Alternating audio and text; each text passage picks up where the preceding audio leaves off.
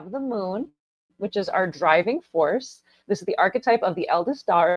The moon makes possible the task of the earth, which is the mother. So like the daughter's helping out the mom. The moon is what moves us, and it's a powerful pull of the moon that embodies the message of the sun's energy. We receive the input from the sun, but the direction / force or drive we receive from the moon.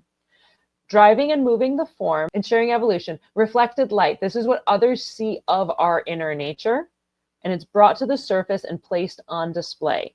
So the moon's mandala orbit is 28 days. So it's going to go through all 64 gates in 28 days. And it spends 11 hours in one gate and about 2 hours in each line. It moves quick. And it's one of the ways we always tell people when they get into their experiment and anywhere along the line, whether you're in it or not, witness how as the moon moves, if you watch it go through each gate, and just time it, you will see sometimes you get lit up. And you'll see that.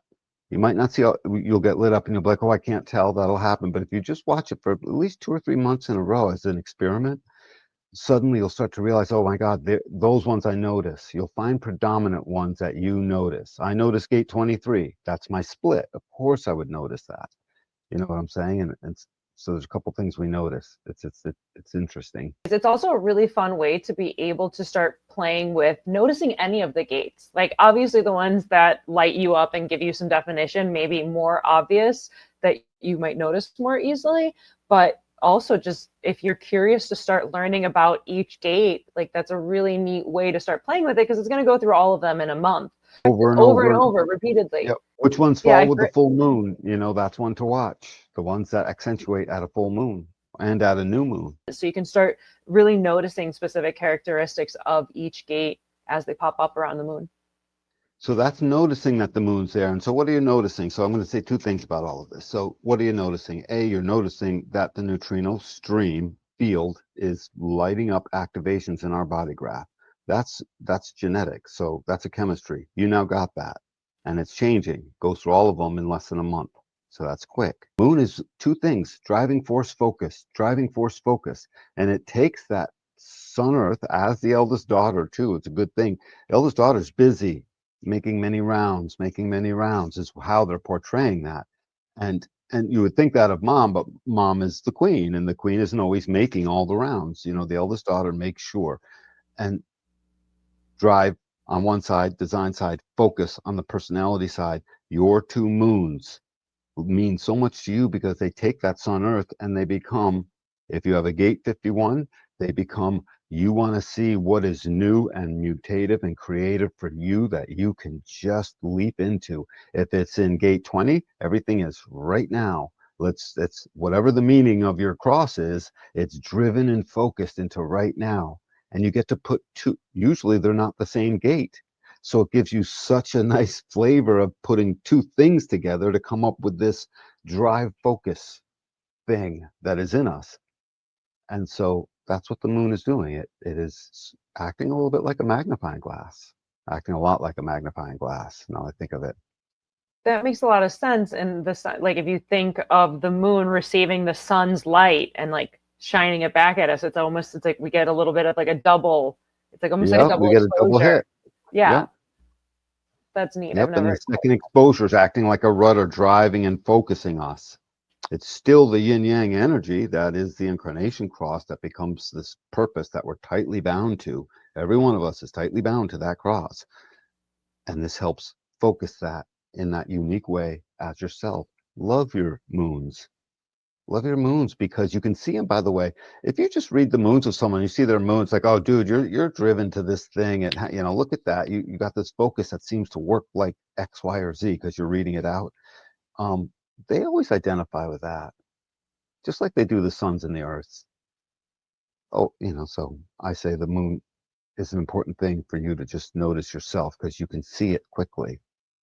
After all, it's driving around us like the dutiful eldest daughter, missing nothing, sweeping up the entire surroundings and doing it again. I love this line that the moon embodies the message of the sun's energy and how we receive the input from the sun, but the direction, force, and drive from the moon.